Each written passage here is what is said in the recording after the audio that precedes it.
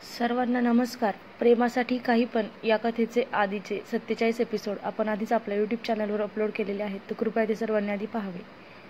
मागील भागात I am sorry Amruta खाली मान घालून म्हणाली आणि लगेच मागे वळून तिथून आत गेली आणि विशालनं नकारार्थी मान हलवत एक सुस्कारा सोडला. आता पुढे काय ग, काय झालं? अंबिका देवीनं काम करता करता अमृताला विचारलं आणि अमृताचा चेहरा खाडकन उतरला. आता ती अंबिका देवीला काय सांगणार होती? विशाल तर काहीच बोलला नव्हता. उलट त्यानं तिलाच प्रश्न विचारून भांडवून सोडलं होतं आणि ज्या पद्धतीने तो तिला बोलला होता त्यावरून तरी तो मंदिरात येणार नाही हे स्पष्ट होतं. पण आता ती हे सगळं कुठल्या तोंडाने तिला सांगणार होती? अमृताची आता अवस्था कात्रीत सापडल्यासारखी झालेली. अमृता, अगं बघ, माझी सगळी तयारी झाली आहे. आता संध्याकाळ झाली की जाऊन महादेवाला अभिषेक घालायचा आणि मग कृष्ण मंदिरात पण जायचं आहे. तिथे दिव्यांची आरस करायची आहे. अंबिका देवी अजूनही बडबड करत होती आणि अमृता फक्त स्तब्ध होऊन तिला बघत होती. आता अंबिका देवीनं अमृताकडे पाहिलं. तिला शांत पाहून अंबिका देवीला कळून चुकलं की कदाचित विशालने नकार दिला असेल. अमृता, नाही बोलला का तो? अंबिका देवीनं तिला विचारलं आणि अमृताने खाली मान घातली. अगं काय बोलला तो? तिनं विचारलं. ते बोलले की त्यांना मंदिरात नाही यायचं, अमृता नाराज होऊन म्हणाली आणि आता अंबिका देवीनं एक सुस्कारा सोडला. ठीक आहे, तू मनाला नको लावून घेऊ एवढं. सध्या तो चिडलेला आहे, त्यामुळे तो नाटक करत असेल मंदिरात न येण्यासाठी. आणि तसंही त्याला जास्त मंदिरात जायला नाही आवडत ग. मी पण मूर्ख आहे, उगीच देवाला बोलले की त्याला घेऊन येईन. अंबिका देवी नाराज झालेली. आता अमृता तिला काही बोलणार तोच. आई, दरवाजामधून आवाज आला आणि आता दोघींनी त्या दिशेला पाहिलं. दरवाजामध्ये प्रिया उभी होती. तिला पाहून अंबिका देवीच्या चेहऱ्यावर आश्चर्य जमा झालं, कारण आज तिनं तिला आई म्हणून हाक मारली होती, तर अमृता मात्र गोंधळून तिलाच बघत होती. आई, तुम्हाला जर काही प्रॉब्लेम नसेल तर मी विशालसोबत बोलू का? मी त्यांना मंदिरात यायला सांगेल, ते माझं नक्कीच ऐकतील. प्रिया मुद्दाम अमृताकडे एक कटाक्ष टाकत म्हणाली आणि अंबिका देवीनं पण अमृताकडे पाहिलं आणि मग प्रियाकडे. हो चालेल ना, बघ बाई, तुझं तरी ऐकतो का तो? अंबिका देवी तिला म्हणाली. ओके, मी आलेच, प्रिया खुशीत म्हणाली आणि तिथून निघून गेली. आता अंबिका देवीला वाती वळायच्या होत्या, म्हणून ती अमृताला म्हणाली, अमृता, मला वाती करायला जरा मदत करशील का? अंबिका देवीनं तिला विचारलं आणि अमृता लगेच तिला हो म्हणाली आणि तिच्या जवळ जाऊन बसली. तिने वाती वळवायला सुरुवात केली, पण काही वाती बनवल्या असतील तोच पुन्हा प्रिया एकदा तिथे आली आणि यावेळी तिच्या चेहऱ्यावर एक विजयी हास्य होतं. आई, विशाल येतील मंदिरात, तुम्ही सगळी तयारी करून ठेवा, प्रिया गर्वाने म्हणाली. आणि तसं अंबिका देवी पण खुश झाली, पण अमृताला मात्र मनातून खूप वाईट वाटलं. आणि प्रिया पुढे म्हणाली, आई, मी बोलले होते ना तुम्हाला, ते माझं नक्की ऐकतील. आणि आई, पुढच्या वेळी जे काही विशालला सांगायचं असेल ते मलाच सांगत जा. प्रिया मुद्दाम अमृताकडे एक कटाक्ष टाकत पुन्हा म्हणाली, जणू तिला ती चिडवत होती. आणि हो, मी सुद्धा येणार आहे, प्रिया खुशीत म्हणाली. बरं झालं बाई, त्यानं तुझं तरी ऐकलं. बरं चला आता, संध्याकाळी तयार राहा दोघींनी, आपण सगळे जाऊ, अंबिका देवी म्हणाली. आई, काही हेल्प असेल तर मला नक्की सांगा, प्रिया म्हणाली आणि तिथून निघून गेली. अंबिका देवीनं मनातच एक सुस्कारा सोडला. त्यानं मंदिरात यावं असं तर अमृताला सुद्धा खूप वाटत होतं, पण तो प्रियाच्या सांगण्याने तयार झाला हे ऐकून कुठेतरी तिचं मन जळत होतं. तिने कितीही नकार दिला तरीही मनाला खूप वेदना होत होत्या तिच्या, आणि हळूहळू त्याच्या आयुष्यात कोणीतरी त्याच्या मनातली जागा घेत होतं आणि ते तिला दिसत होतं. आणि म्हणूनच तिला त्याचं खूप वाईट वाटत होतं. पण नाही, आता त्याच्या आयुष्यात प्रियाच यायला हवी आणि हेच बरोबर आहे. तिने स्वतःच्या मनाला पुन्हा कसं बसं तरी समजावलं आणि ती पुन्हा वाती बनवू लागली. साधारण संध्याकाळी 6 वाजायच्या सुमारास अमृता तयार झाली. तिने आरशात एकदा स्वतःला पाहिलं आणि मग समोर आली तर अंबिका देवी आणि प्रिया आधीच तयार झालेल्या तिला दिसल्या. आज प्रियाने पण मस्त साडी नेसून केसात गजरा माळला होता. सध्या प्रिया हसत अंबिका देवीसोबत काहीतरी बोलत होती, पण तिला पाहून असं वाटत होतं की ती कदाचित अंबिका देवीचं मन जिंकण्याचा प्रयत्न करत होती. आता अमृताने एक दीर्घ श्वास घेतला आणि ती त्यांच्याजवळ आली. अमृता, अगं तू गजरा का नाही माळलास? अंबिका देवीनं तिला विचारलं. आई, मला नको आहे गजरा, अमृता म्हणाली. बरं आई, चला जाऊया. विशाल गाडीमध्ये आपली वाट बघत असतील. उगीच लेट झाला तर ते आपल्यावर रागवतील, प्रिया म्हणाली.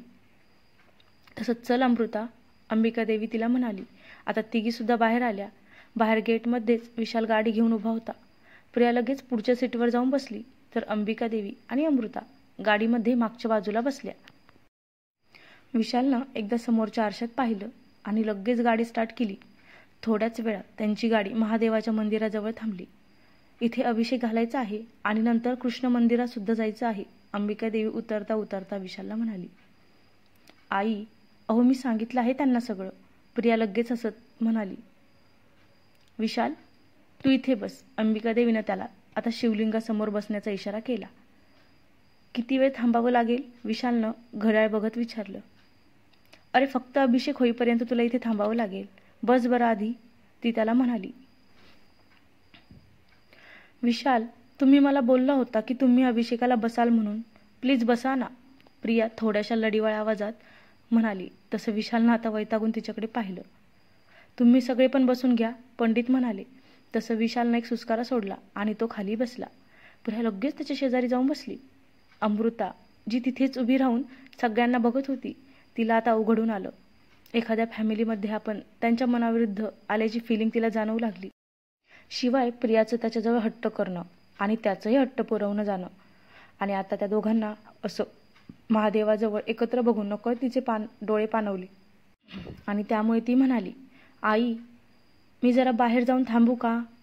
अमृतानं त्यांच्या शुभ कार्यात आपलं विघ्न नको म्हणून अंबिका देवीला लगेच विचारलं. अगं अभिषेक आहे, बस ना तू पण, तू तर महादेवाची भक्त आहेस ना, मग असाच अभिषेक सोडून जाणार आहेस का? बस इथे, अंबिका देवी तिला विशालच्या दुसऱ्या बाजूला इशारा करत म्हणाली. आणि आता प्रियाच्या चेहऱ्यावरचे भाव बदलले. मी इथे बसते मग, अमृता विशालपासून थोडं दूर बसत म्हणाली. तसं प्रियाचा चेहरा पुन्हा नॉर्मल झाला. थोड्याच वेळात अभिषेक सुरू झाला. पंडित मंत्र म्हणू लागले. शिवलिंग बरंच मोठं होतं आणि त्यावर बरीच सामग्री वाहिली जात होती. तुम्ही इकडे या, यांना मदत करा, पंडित अमृताला म्हणाले. आणि तिनं लगेच अंबिका देवीकडे पाहिलं. कदाचित अंबिका देवी जाईल असं तिला वाटलं, पण अंबिका देवीनं डोळ्यानेच तिला पुढे होण्याचा इशारा केला. मग मात्र ती पुढे झाली आणि विशालच्या शेजारी गुडघ्यावर बसली. देवाच्या समोर असं त्याच्या शेजारी बसण्याची ही तिची पहिलीच वेळ होती. तिला मनावर खूप दडपण आलं. सांगितलेली एक एक सामग्री यांच्या हातात द्या, पंडित तिला म्हणाले आणि मंत्र म्हणू लागले. आता अमृता ते सांगतील ते सगळं विशालच्या हातात देत होती आणि मग विशाल ते सगळं एक एक करून शिवलिंगावर वाहत होता. पण ते सगळं करताना कित्येक वेळा दोघांचे हात एकमेकांना स्पर्श करत होते आणि ते पाहून प्रिया मनोमन रागवली होती. ती बरोबर विशालच्या दुसऱ्या बाजूला बसलेली, त्यामुळे समोरचा अभिषेक फक्त विशालकडून नाही तर अमृताकडून सुद्धा होतोय असं सगळ्यांना वाटत होतं. हात जोडून प्रणाम करा, महादेव तुमच्या सर्व इच्छा आकांक्षा पूर्ण करेल, पंडित म्हणाले. तसं अमृताने पण हात जोडले. महादेव तुम्हाला कायम आनंदी ठेवतील, फक्त विश्वास तुटू देऊ नका. पंडितजीने विशालच्या कपाळावर एक भस्म लावलं आणि तेच भस्म त्यांनी अमृताच्या कपाळावर सुद्धा लावलं. पण त्यांनी प्रिया आणि अंबिका देवीच्या कपाळावर लावताना पुन्हा दुसरं भस्म घेतलं आणि ज्यामुळे पुन्हा एकदा प्रियाचा तिळपापड झाला. तुमचा अभिषेक संपन्न झालेला आहे, देव तुमचं रक्षण करो, पंडितजी म्हणाले. तसं अमृताने त्यांच्या चरणाला स्पर्श केला. विशाल मात्र लगेच उठून उभा राहिला आणि म्हणाला, मी बाहेर आहे, आणि तो तिथून लगेच निघून गेला. आई, मला वाटलं आमच्या दोघांच्या हातून अभिषेक होईल, प्रिया चालता चालता नाराजीत म्हणाली. अगं हा नवस होता, तो फक्त त्याच्या हातूनच अभिषेक घालायचा होता, लग्नानंतर दोघेही घाला, अंबिका देवी तिला म्हणाली. पण असं वाटलंच नाही की फक्त विशालने अभिषेक घातला. प्रिया तोंड वाकडं तिकडं करत तोंडात हळूच आवाजात पुटपुटली. काय? अंबिका देवीनं न समजून तिला विचारलं. काही नाही आई, आपण आता कृष्ण मंदिरात जायचं ना, आणि मी जर नवस केला तर तो पूर्ण होईल का, प्रियानं विचारलं. हो कर ना नवस, अंबिका देवी तिला म्हणाली. आणि तिने अमृताकडे पाहिलं. अमृता अजूनही मनोभावे हात जोडून देवाला प्रणाम करत होती. पूर्ण होईल का हो, प्रियानं पुन्हा विचारलं. अगं, मन जर स्वच्छ असेल तर नक्की सर्व इच्छा पूर्ण होतात, अंबिका देवी तिला म्हणाली.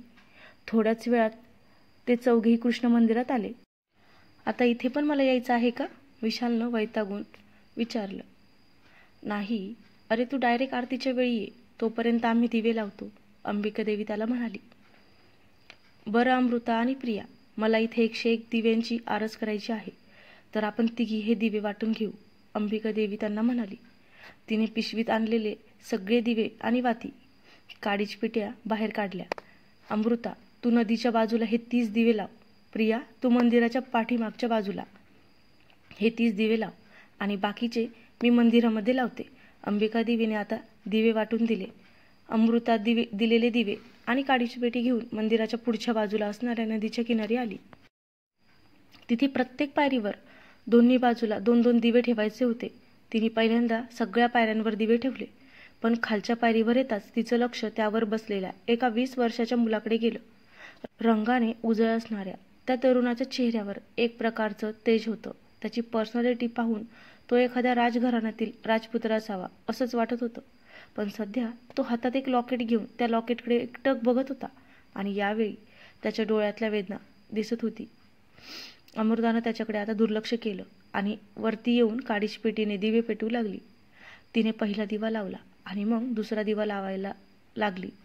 ती दुसऱ्या दिव्याकडे वळली. तोच वाऱ्याची एक झोत आली आणि लावलेला दिवा फडफड करू लागला.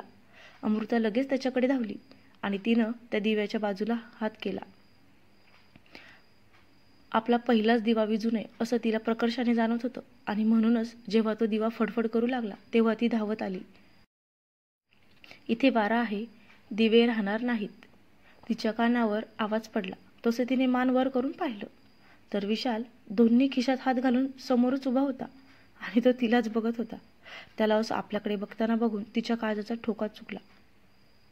राहतील, ती हात बाजूला घेत म्हणाली. इतकं कॉन्फिडन्स चक्क तुझ्या बोलण्यात? त्यानं थोडं उपहासात्मकपणे तिला विचारलं. मनात इच्छा असेल तर सगळं होतं, तिने दुसरा दिवा लावत उत्तर दिलं. इच्छा? रिअली अमृता? तू तर तुझ्या इच्छेनुसार वागतेसच कधी ग? प्रत्येक वेळी तर समाज आणि लोकांना घाबरून त्यांचंच तर ऐकत असते ना, तो पुन्हा एकदा उपहासाने तिला म्हणाला. आता तिने पूर्णपणे त्याच्याकडे दुर्लक्ष केलं आणि खालच्या पायरीवर गेली. अमृता, त्यानं हाक मारली. मला आत्ता दिवे लावायचे आहेत, हे झालं की मग मी तुमच्याशी बोलते, तिनं त्याच्याकडे न बघताच उत्तर दिलं आणि आता आणखी खालच्या पायरीवर गेली. आता तिचं हे बोलणं ऐकून त्याला तिचा रागच आला. तो तिथून जाणार तोच त्याचं लक्ष तिच्या पदराकडे गेलं. तो खाली लोळत होता, तेही दिव्यांच्या आसपास. क्षणात त्याच्या मनात काळजी दाटून आली. अमृता, साडी सांभाळून, तो त्याचा राग मनातच दाबत म्हणाला. पण तिने त्याचं काहीच ऐकलं नाही. ती तशीच दिवा लावायला खाली झुकली. आता मात्र त्याला जास्तच राग आला. ती त्याचं काहीच ऐकत नव्हती. अमृता, पदर खाली लोळतो आहे, तो पुन्हा एकदा थोड्या मोठ्याने बोलला. मी सांभाळेल, ती दिवा लावता लावता म्हणाली. पण तरीही पदर मात्र तिने हातात घेतला नाही, कारण तिचं पूर्ण लक्ष दिवे लावण्यावर होतं. तसंही सध्या तिनं स्वीकारलं नसलं तरीही तिचं मन त्याच्यावर किंचित नाराज होतं, ज्यामुळे त्याचं काही ऐकू नये असंच तिला वाटत होतं. ती खाली वाकून आता दुसऱ्या दिव्याकडे गेली आणि त्याच वेळी तिचा दंड पकडला जाऊन ती जोरात ओढली गेली. तिने दचकून मान वर करून पाहिलं तर समोर विशाल होता. ती काही बोलणार त्याच्या अगोदरच त्यानं तिचा पदर घेतला आणि तिच्या पोटातल्या मिऱ्यांमध्ये कोंबला आणि ती स्तब्ध झाली, कारण आता त्याचा हात तिच्या नाभीपर्यंत गेला होता आणि त्या स्पर्शाने तिच्या अंगात एखादी कडाडती वीज संचारली होती. नाव इट्स फाईन, सेफ्टी फर्स्ट, त्याने हात काढला आणि तो तिथून निघून गेला. पण ती मात्र तशीच मूर्तीसारखी तिथेच उभी होती. पाय जणू जमिनीवर रोवले गेले होते आणि पूर्ण अंगात काहीतरी होत होतं, पण कळत नव्हतं नेमकं काय होतंय. श्वास आणि ठोके दोन्हीही वाढले होते. ती तशीच खाली पायरीवर बसली. काही वेळानंतर ती नॉर्मल झाली. तिने आपल्या पोटाकडे पाहिलं. त्यानं कोंबलेला पदर अजूनही तिथेच होता. तिच्या अंगावर पुन्हा एकदा सरसरून काटा आला. तसं तिने ते विचार झटकले आणि पुन्हा दिवे लावण्यात ती मग्न झाली. एक एक दिवा लावत शेवटी ती त्या मघाच्या मुलाच्या जवळ असणाऱ्या पायरीजवळ आली. तेव्हा पुन्हा एकदा तिचं लक्ष त्याच्याकडे गेलं. तो अजूनही एकटक हातातलं लॉकेट बघत होता आणि अजूनही त्याच्या डोळ्यात तेच भाव होते. देव जाणे काय दुःख होतं त्याच्या आयुष्यात, पण अमृताला मनोमन खूप वाईट वाटलं. तिने शेवटचा दिवा लावला आणि तेवढ्यात आतमध्ये ढोल वाजू लागले. कदाचित आरतीची वेळ झाली होती. तिने तिचं साहित्य उचललं आणि तिथून जाणार. तोच का कोणाच ठाऊक, पण ती थांबली. आरती सुरू झाली. ती त्या मुलाला म्हणाली. तसं त्यानं गोंधळून तिच्याकडे पाहिलं. सॉरी, त्यानं प्रश्नार्थक नजरेने तिच्याकडे पाहिलं. खरंच एखाद्या हिरोला लाजवेल इतका हँडसम होता तो मुलगा. अरे, आरती सुरू झाली, तुम्ही त्याच्यासाठीच आलात ना? तिने विचारलं. नाही, मला मंदिरात जायचं नाही. इथे माझ्या आठवणी आहेत. फक्त त्यासाठी मी इथे आलोय, त्यानं उत्तर दिलं आणि तो तिथून उठून निघून गेला. अमृताला फारसं काही कळलं नाही आणि ती पुन्हा मंदिरात आली. तो त्रिशूलाने तिचा हात पकडून तिला बाजूला घेतलं. अगं, तू कधी आली? अचानक त्रिशूलाला बघून अमृता थोडी चकितच झाली होती. ते आईने मदतीला पाठवलं होतं, पण मी यायच्या अगोदरच इथलं सगळं झालं. बरं, ते जाऊ द्या. तुम्ही त्या मुलाशी काय बोललात? त्रिशूलानं मंदिराच्या बाहेर बघत विचारलं. यावेळी तिच्या डोळ्यात एक्साइटमेंट दिसत होती. अगं, कोण मुलगा? अमृताने गोंधळून तिला विचारलं. अहो, तोच नदीकिनारी बसलेला. अगं, तो आत्ताच विदेशातून आला आहे. म्हणजे त्याचं घर इथलंच देशमुखांचं आहे, पण त्याचे बाबा गेल्यावर ते लोक मुंबईला शिफ्ट झाले होते आणि याला विदेशात पाठवलं होतं, त्रिशूला म्हणाली. हो हो, ते देशमुख चांगले नाहीत, तेच का हे? अमृतानं विचारलं. मागच्या वेळी आत्याबाई देशमुखांच्याबद्दल वाईट बोलत होत्या, ते तिच्या लक्षात होतं. नाही नाही, ते देशमुख वेगळे आणि हे वेगळे. हा मुलगा ना लहानपणी इथे यायचा, तेव्हा त्याच्यासोबत एक मुलगी पण असायची. पिंकी नाव होतं तिचं. ते दोघे बराच वेळा सोबत दिसायचे, पण ती मुलगी कुठेतरी अचानक गायब झाली आणि हा मुलगा सुद्धा गायब झालेला. आज इतक्या वर्षानंतर मी त्याला पाहते. जबरदस्त हँडसम झाला आहे ना? त्रिशूला बोलता बोलता त्याला हँडसम म्हणाली आणि पुन्हा एकदा लगेच तिने आपली जीभ चावली. तो काय म्हणत होता सांगा ना? त्रिशूलाने उत्सुकतेने तिला विचारलं. अगं, काहीच नाही. कोणाच्या तरी आठवणीत तो रमलेला, अमृता म्हणाली. तीच मुलगी असेल. त्यावेळी फक्त त्या मुलीसाठी हा शहरातून इथे यायचा, पण बिचारी अचानक गायब झाली, त्यामुळे तिच्या आठवणीत आता इथे येत असेल. बचपन का प्यार, त्रिशूला दुःखी होत म्हणाली. आणि त्याच वेळी अंबिका देवीनं त्या दोघींना हाक मारली. तसं त्या दोघी आतमध्ये आरतीसाठी गेल्या. यावेळी विशाल बाहेरच थांबला होता आणि त्याच्यासोबत प्रियासुद्धा बाहेर होती. अमृतानं राधाकृष्ण मूर्तीसमोर हात जोडले आणि डोळे मिटले. नकळत तिला तो मुलगा आणि मग त्रिशूला जे काही बोलली ते सगळं आठवलं. हे कृष्णा, तुला तुझं प्रेम मिळालं नाही तरी तुझ्या या दारात त्या मुलाला मात्र त्याचं प्रेम नक्कीच मिळू दे. त्याची प्रेमकथा तुझ्यासारखी अधुरी सोडू नकोस. विरहातलं दुःख तुझ्यापेक्षा जास्त कोणाला कळणार रे? दया कर आणि प्रेमाला प्रेम मिळू दे. अमृतानं मनातच प्रार्थना केली आणि तिनं डोळे उघडले तर समोर बसणाऱ्या कृष्णाच्या हातातलं फूल अचानक खाली पडलं आणि जणू देवानं आपलं म्हणणं पहिल्यांदा ऐकलं असंच तिला वाटून गेलं. आता थोड्याच वेळात सगळे घरी आले. आणखी काही करायचं आहे का? अमृतानं सगळ्या साड्या व्यवस्थित ठेवत विचारलं. लग्नासाठी येणाऱ्या बायकांसाठी अंबिका देवीनं स्वतः मुंबईवरून साड्या आणलेल्या, त्याच ती व्यवस्थित ठेवत होती. तुझ्याकडे एखादा सोनेरी ब्लाऊज आहे का? अंबिका देवीनं कपाट उघडत अमृताला विचारलं. हो आहे ना आई, अमृता म्हणाली. मग ही घे लग्नात. मग ही साडी घे आणि लग्नात तू हीच साडी घालायची. अंबिका देवी कपाटातून काढलेली साडी अमृतासमोर पकडत तिला म्हणाली. पण ती लाल रंगाची आणि सोनेरी काठाची साडी इतकी डिझायनर आणि सुंदर होती की अमृता चकितच झाली. ही साडी नको, माझ्याकडे चांगल्या साड्या आहेत आई, मी त्यातलीच एक नेसेल. अमृतानं लगेच नकार दर्शवला. नाही हा अमृता, लग्नात तू माझ्याच आवडीची साडी घालायची. अंबिका देवी तिच्या हातात ती साडी जबरदस्ती ठेवत म्हणाली. आणि आता अमृता काही बोलणार तोच. अगं, जास्त विचार नको करू. आता जाऊन मस्त मेहंदी काढ. तसंही फंक्शन वगैरे हे सगळं आपल्या खुशीसाठी असतात, त्याला नकार नसतो द्यायचा. अंबिका देवी तिला म्हणाली. हो आई, मी झोपताना काढेल, अमृता म्हणाली. अमृता, पुन्हा नाही, आत्ताच जायचं. दोन्ही हातावर छान मेहंदी काढायची. तसंही जेवण झालंच आहे आपलं आणि बाकी कामे करायला गावातल्या बायका बोलवल्या आहेत. आधी बाहेर जा आणि मेहंदी काढ बरं, अंबिका देवी तिला हट्टाने म्हणाली. पण तरीही अमृता उठली नाही. मग मात्र अंबिका देवीनं तिचा हात पकडला आणि ती स्वतः तिला बाहेर घेऊन आली. बाहेर म्युझिक सुरू होतं. प्रिया आणि तिच्या मैत्रिणी गप्पा मारत मारत मेहंदी काढून घेत होत्या. त्रिशूला आणि वृषालीची मेहंदी आधीच काढून झाली होती, त्यामुळे त्या दोघी तिथेच बसून मेहंदी सुकण्याची वाट बघत होत्या. प्रिया, हिच्या पण दोन्ही हातावर मेहंदी काढायला सांग, अंबिकादेवी प्रियाला म्हणाली. हो हो आई, तुम्ही काळजी नका करू, प्रिया नाटकी हास्य दाखवत तिला म्हणाली. अमृतानं प्रियाला हाक मारली. आता अमृताला तिथे जायचं नव्हतं, पण आता प्रियाजवळ तिला जावंच लागलं. आणि ती त्यांच्याजवळ जाताच प्रियाच्या मैत्रिणी मात्र आपापसात खुसूरपुसूर करू लागल्या. त्या आपल्याबद्दलच चर्चा करत आहे हे अमृताला चांगलंच कळत होतं, त्यामुळे तिला अवघडून आलं. बसा, या मेहंदी काढतील. तसंही तुम्ही पाहुणे आहात, अगोदरच काढायला हवी होती, प्रिया तिला म्हणाली. आणि तिनं मेहंदीवालीला इशारा केला. अमृताला उगीच तिथं आल्यासारखं वाटलं, पण आता ती परत जाऊ सुद्धा शकत नव्हती, त्यामुळे ती तिथेच बसली. मेहंदीमध्ये नाव काढायचं आहे का, मेहंदीवाल्या बाईनं विचारलं. कुणाल काढा, प्रिया लगेच तिला म्हणाली. आणि आता मात्र अमृता मनातूनच खूप रागवली. नका ताई, नाव नका काढू, मला नवरा नाहीये, अमृताने लगेच हात मागे घेतला.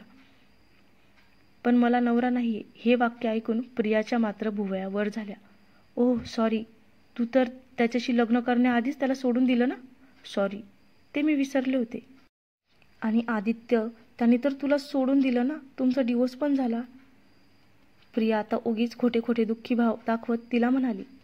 पण तिचं वाक्य ऐकून तिथल्या मुली आणि ती मेहंदीवाली सुद्धा अमृताकडे विचित्र नजरेने पाहू लागल्या.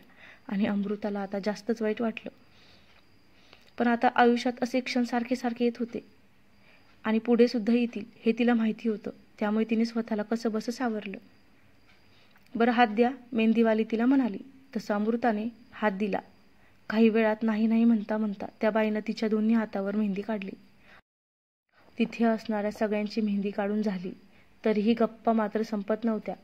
अमृताला मात्र राहून राहून प्रियाच्या मैत्रिणी आपल्याबद्दलच एकमेकींच्या कानात काहीतरी बोलत आहेत असंच वाटत होतं. आणि म्हणूनच ती तिथून उठली आणि बागेच्या बाजूला आली. बाहेर वारा सुद्धा होता, ज्यामुळे हातावरची मेहंदी लवकरच सुकेल असं तिला वाटलं.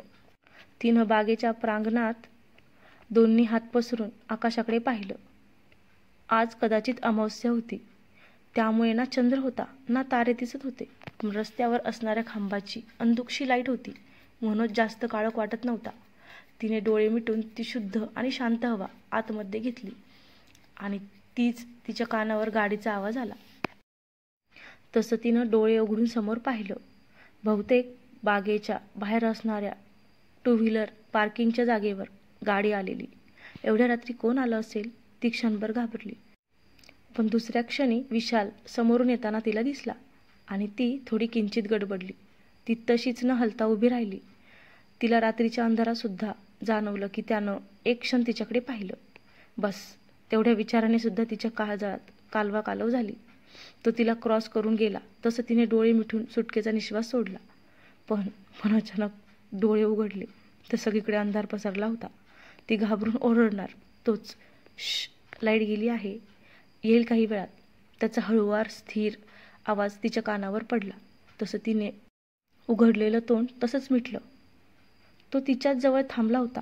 कदाचित लाईट गेली म्हणून तिच्या घाबरलेल्या मनाला किंचित दिलासा मिळाला. पण आता समोर मिट्ट काळोख होता, अगदी काळ्या रंगासारखा. आपण कुठे आहोत हे सुद्धा तिला कळत नव्हतं. आणि आता चाचपून जायला हात सुद्धा रिकामी नव्हते. आणि हेच कमी होतं की काय, म्हणून अचानक जवळच काहीतरी लुडबुड झाली आणि पाठोपाठ कुत्र्याचा आवाज सुद्धा आला. तसं ती झटकन त्याच्या बाजूला सरकली, पण थोडा वेग जास्त झाला आणि मग तिची पाठ त्याच्या छातीवर धडकली. उफ, आय एम सॉरी, ती ओशाळून किंचित बाजूला झाली. यू आर स्केअर्ड, त्याचा आवाज आणि पाठोपाठ दंडावर त्याच्या हातांचा स्पर्श जाणवला. तशी ती शहारली, पण तरीही तिथेच उभी राहिली. हा काळोख थोडा जास्तच येत होता त्या दोघांच्या आयुष्यात. इतक्या रात्री त्यानं तिला विचारलं. ते मेहंदी सुकवायची होती ना, म्हणून ती म्हणाली. थोडा वेळ आता शांतता पसरली आणि ती म्हणाली, तुम्ही इतक्या रात्री कुठे गेला होता? तिनं किंचित अडखळत त्याला विचारलं. माझं थोडं काम होतं बाहेर, तो म्हणाला. एवढ्या रात्री कसलं काम? तिने तरीही पुन्हा प्रश्न विचारला. जणू त्याला प्रश्न विचारण्याचा हक्क मिळवूनच घेतला होता. तो काही उत्तर देणार. त्याच वेळी जवळूनच कुत्र्याचा जोरात विळण्याचा आवाज आला. जसं ती पुन्हा त्याला धडकणार नाही असं त्याच्या बाजूला सरकली. पण त्याच वेळी त्यानंच तिच्या पाठीवर हात ठेवून तिला स्वतःजवळ घेतलं आणि क्षणभर ती सैरभैर झाली. कारण आता जवळजवळ ती त्याच्या मिठीतच होती. आणि तो म्हणाला, सगळे प्रश्न माझ्यासाठीच का? त्यानं हळू आवाजात तिला विचारलं.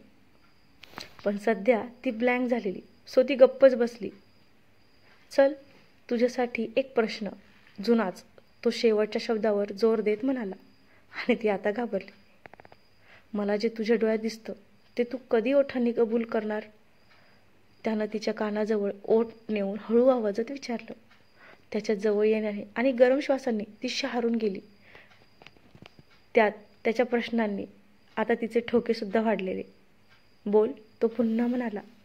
नाही, तुम्हाला भास होतोय, ती मनावर दगड ठेवून म्हणाली. सिरियसली अमृता? बोलता बोलता त्यानं तिला आणखी जवळ ओढलं. तशी ती दचकली.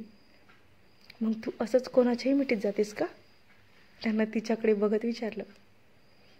अंधार होता, तरीही तिच्या चेहऱ्यावरचे बावरलेले भाव तो अचूक हेरू शकत होता.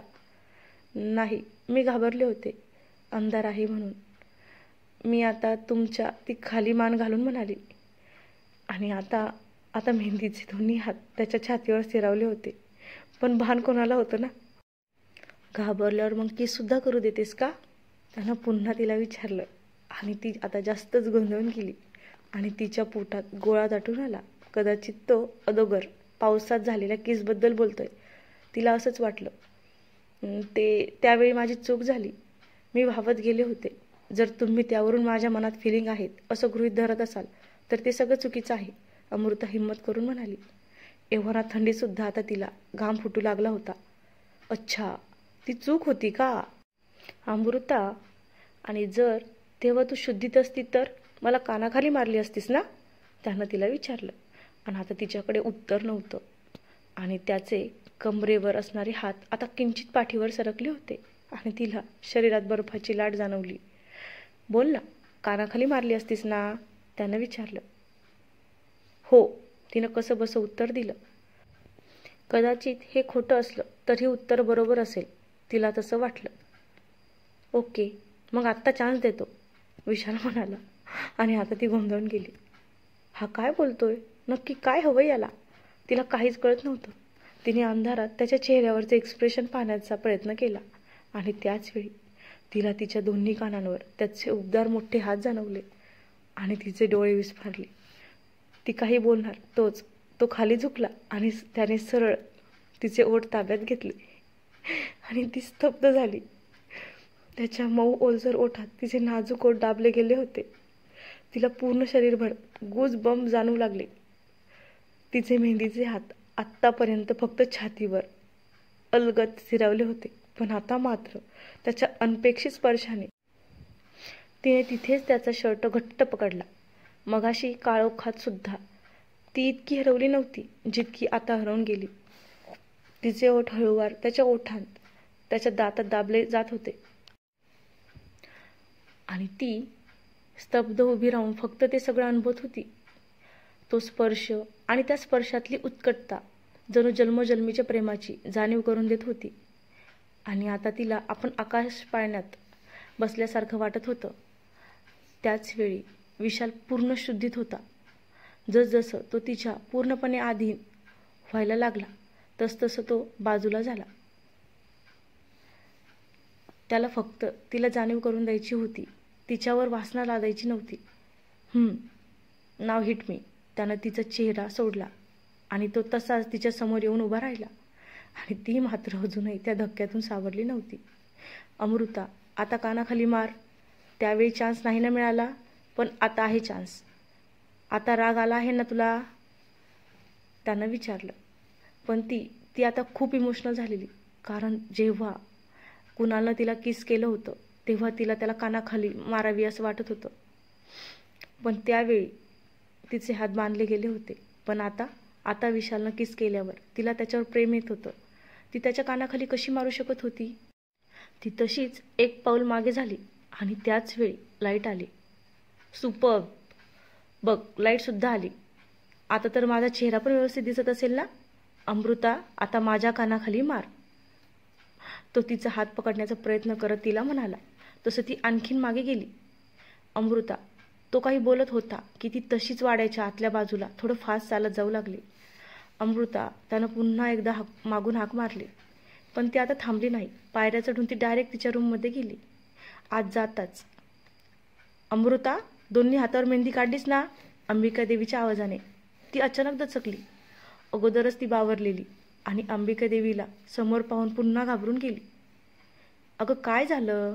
तिच्या चेहऱ्यावरचे गोंधळलेले भाव पाहून अंबिका देवीनं तिला काळजीनं विचारलं. काही नाही, ते बाहेर गेले होते ना. बाहेर लाईट गेली. सो अमृता स्वतःला सावरण्याचा प्रयत्न करत म्हणाली. हां, अगं गाव आहे ना हे. ठरलेलं लोड शेडिंग असलं तरीही इतर वेळीसुद्धा कधी कधी लाईट जाते, अंबिका देवी तिला म्हणाली. बरं, तुझी मेहंदी बघू. तसं आता अमृताने पुढे होऊन हात समोर पकडले. अगं, तू तर मेहंदी काढून पण टाकलीस. काय झालं अमृता? अंबिका देवीनं पुन्हा तिला काळजीनं विचारलं. तसं अमृताने आपल्या हाताकडं पाहिलं. दोन्ही हातावरची मेहंदी बऱ्यापैकी निघून गेलेली. काही ठिकाणी फक्त बाकी होती. अगं काय झालं? तुला कोणी काही बोललं का? आता अंबिका देवी आणि तिच्यासोबत असणाऱ्या वंदनानेही तिला विचारलं. नाही, ते लाईट गेल्यावर खांब पकडला, त्यामुळे कदाचित, अमृता अडखळत म्हणाली. आता त्या गेलेल्या मेहंदी मागची कथा ती कोणाला सांगू शकत नव्हती. ती मेहंदी गेली होती कारण तिने त्याचा शर्ट पकडला होता आणि त्यावेळी तो तिला किस करीत होता. पुन्हा एकदा 440 व्होल्टचा करंट तिच्या अंगावर काटा आणून गेला. असू दे, आता नाही एवढी दिसणार, उद्या उठून दिसेल, अंबिका देवी तिला म्हणाली. कारण अमृता आता एकदमच शांत होती. मी झोपते आता, अमृता म्हणाली आणि तिने अंथरुणावर अंग टाकलं. पण डोळे मिटून सुद्धा वारंवार तो क्षणच तिला आठवत होता, ज्या क्षणात तो जवळ होता. त्यानं विचारलेला प्रश्न रास्त होता, त्याचं उत्तर तिच्याकडे नव्हतं. खरंच तिला त्याच्या स्पर्शाची किळस वाटत नव्हती, तर तिला तो हवा असं वाटत होता. आणि म्हणूनच तिने त्याला कधीच विरोध केला नाही किंवा त्याला जाबही विचारला नव्हता.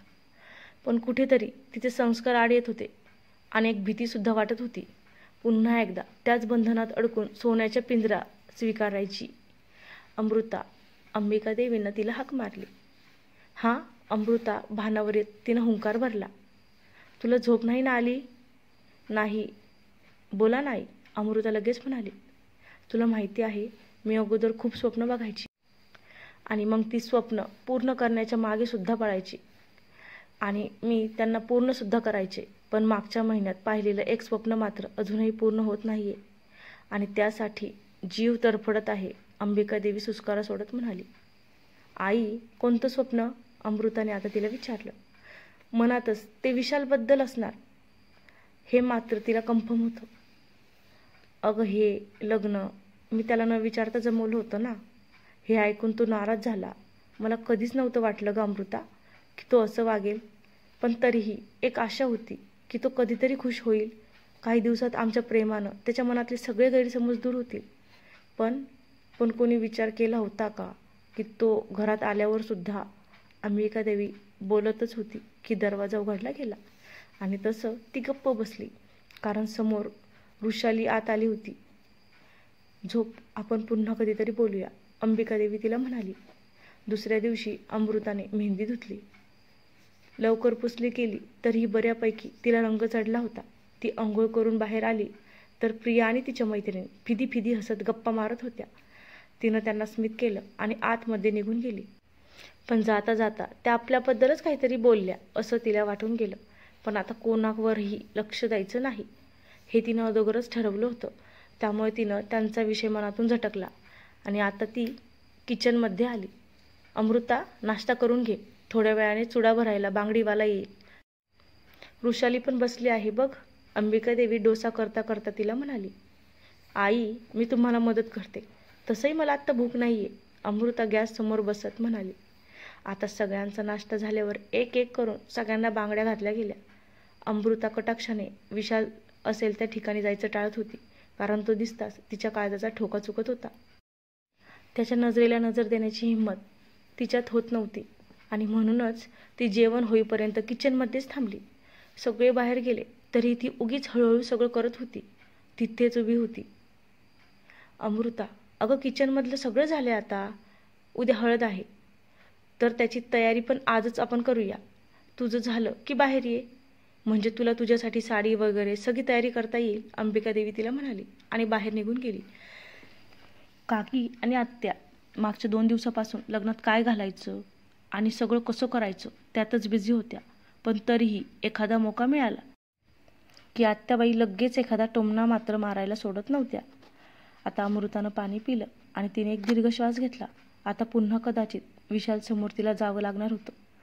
तो बाहेर बसलेला तिनं आधीच पाहिलं होतं. त्याच्या नजरेत पुन्हा तोच प्रश्न असेल म्हणून ती घाबरत होती. आणि तेवढ्यात अमृता तिच्या कानावर त्याची हाक पडली आणि आता तिच्या हातातला ग्लास घट्ट पकडला गेला. तिने मागे वळून त्याच्याकडे पाहिलं सुद्धा नाही. थोडं बोलायचं आहे, खूप इम्पॉर्टंट, संध्याकाळी बाहेर जाऊ, बी रेडी. त्याचा एकदम जवळून आवाज आला. तरीही तिनं बाजूला पाहिलं नाही, कारण आता हार्टबीट्स खूप फास्ट झालेले तिचे आणि श्वास जणू थांबलाच होता. आय विल वेट, तो म्हणाला आणि तिथून निघून गेला. आणि आता तिने डोळे मिटून श्वास सोडला. काय बोलायचं असेल आता ह्याला? तोच प्रश्न असेल का? माझ्या डोळ्यातल्या भावना? तिने तर आता डोक्यालाच हात लावला आणि डोळे मिटले.